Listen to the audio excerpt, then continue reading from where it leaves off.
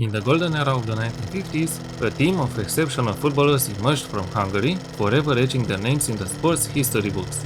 This team, fondly known as the Golden Team, or by their various nicknames, the Mighty Magyars, the Magical Magyars, and the Magnificent Magyars, dazzled the world with their skill, strategy, and spirit.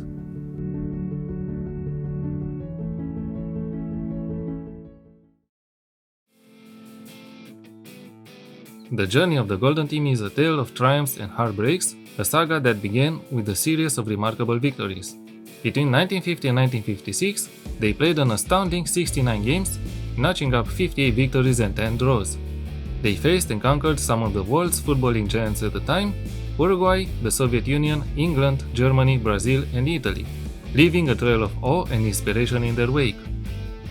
Their story was marked by several iconic matches that showcased their prowess and tenacity.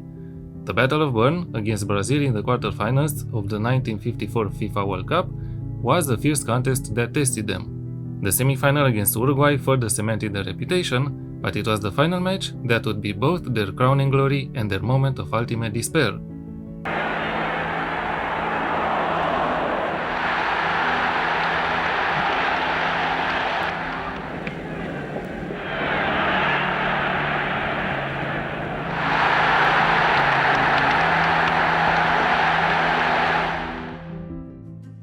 Despite their formidable record and the 436 goals they had scored to reach that point, the Golden Team suffered their only defeat in that fateful match, a loss that would haunt them and their fans for years to come.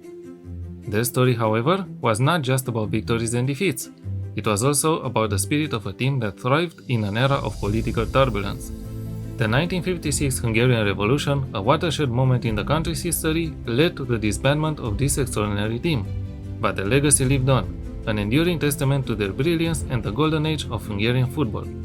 The Golden Team's journey is a compelling narrative of glory, grit, and grace, and that team was led by none other than Ferenc Puskás. Their third was a real beauty. Just watch the smart footwork by Puskás.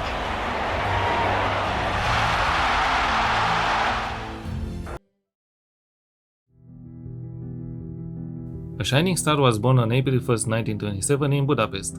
This star was Ferenc Puskás, whose journey would intertwine with the fate of his nation's beloved Golden Team. Raised in the quaint suburb of Kispest, Puskás was the son of a seamstress and a former footballer turned coach. Ferenc's footballing journey began at Kispest Honvéd, where he followed in his father's footsteps. To bypass age restrictions, he adopted the alias Miklos Kovacs and, at just 12, officially joined the team. It was here that he forged a lifelong friendship with Josef Bozik, a future teammate on the international stage. By November 1943, Puskás had made his senior debut, earning the affectionate name Ochi or Buddy among fans. A pivotal moment came on February 19, 1949, when young Puskás scored 7 goals in a spectacular 11-3 victory against Győr. This performance marked the beginning of his rise to stardom. In the same year, a dramatic shift occurred as Kispest was taken over by the Hungarian Ministry of Defense, becoming the Army Team, Budapest Honvéd. With this change, players including Puskás were granted military ranks, earning him the famous nickname, the Galloping Major. Puskás, now Major, led Honvéd to 5 Hungarian League titles, demonstrating his prowess as a top goal scorer in 1947-48, 49-50, 50, and 53. His remarkable performance in 1948 crowned him as the top goal scorer in Europe. Puskás's talent extended beyond club football as he made his debut for the Hungarian national team on August 20, 1945, scoring in a 5-2 win over Austria. Alongside Zoltán Csibor, Sándor Kocsis, Josef Bozik, and Nándor Hidegkuti, Puskás formed the nucleus of the Golden Team, a squad that remained unbeaten for 32 consecutive games.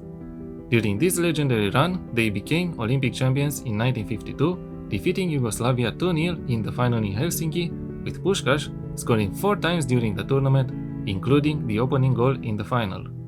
The Hungarian team also made history by defeating England twice, first with the 6-3 victory at the Wembley Stadium and then with the 7-1 triumph in Budapest.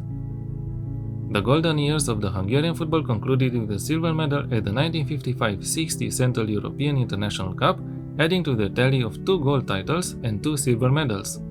Puskás's illustrious career and the legacy of the Golden Team remain a testament to their brilliance and the golden age of Hungarian football. As turmoil marked Hungary as a society and as Ferenc Puskás refused to go back to his home country, this left a mark on his footballing career. In 1958, after almost 2 years without playing football competitively, Ferenc Puskás made his move to Real Madrid, and that move spearheaded Real Madrid's golden era in Europe and in Spain.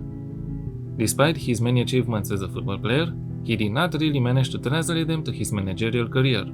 However, he led the Greek side Panathinaikos to the European Cup final in 1971. During his 4 years tenure at the Athens side, he managed to win the league title in 1972. He then moved clubs during his managerial career, and at a first glance, it would seem like he did not do much for any of them. But he left a legacy wherever he went and managed. Even today, that legacy is kept alive by Ferenc Puskás and his playing style. Ferenc Puskás mentioned in a documentary that Ferenc Puskás wanted his team to be united for an objective beyond the result and that he was committed to attacking football. At a time when every other side in Australia played a 4-4-2, Puskás insisted on using 2 wingers and scolded them for tracking back, happily risking Postecoglou and the other defenders being massively outnumbered.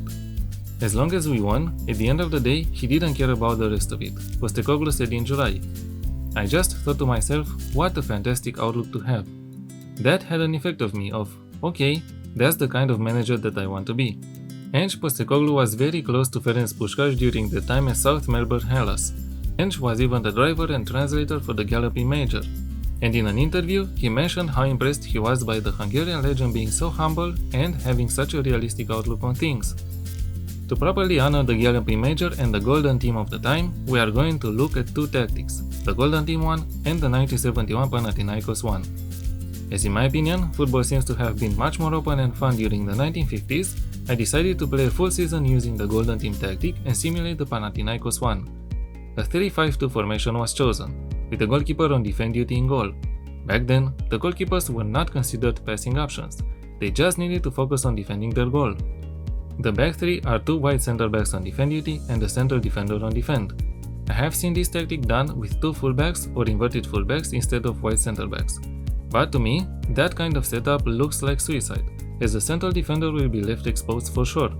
So I opted for a more balanced choice.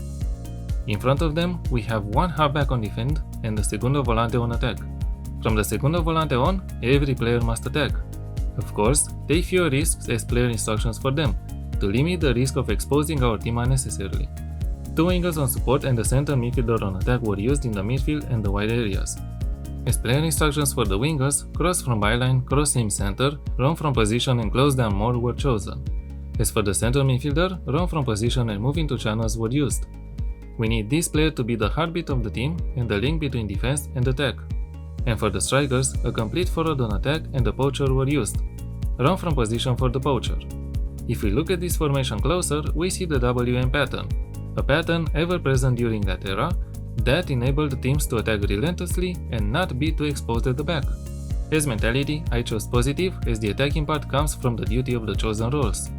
In possession, fairly wide attacking width and pass into space. Play out of defense, as usually the goalkeeper was throwing the ball to a teammate, slightly shorter or standard passing directness and a higher tempo. In transition, counter press, counter, and distribute the ball to the center backs. And out of possession, a high press and a higher defensive line. I know this can expose your team defensively, but you leave 4 players behind to defend. Just make sure to use players fast enough to cover the ground if needed. Trigger press much more often and prevent the goalkeeper short distribution. And step up more. A very attacking and pressing oriented tactic. We had rough patches using this tactical setup with Lechia Gdańsk in Poland, but we had wins with 6-0, 8-0 or 7-1 as well. This is a tactic I love using in the game, especially if I can use the right players for each role. In the league we finished second, but we scored 105 goals and surprisingly, we conceded only 39. In the UEFA Champions League, we were knocked out in the league phase, narrowly missing the knockout rounds. But we played spectacular matches, especially against Tottenham and Young Boys. Both ended in a draw, 4-4. And domestically, we were knocked out of the Polish Cup, but we won the Polish Super Cup. As for the 1971 Panathinaikos team, I went with this tactical setup.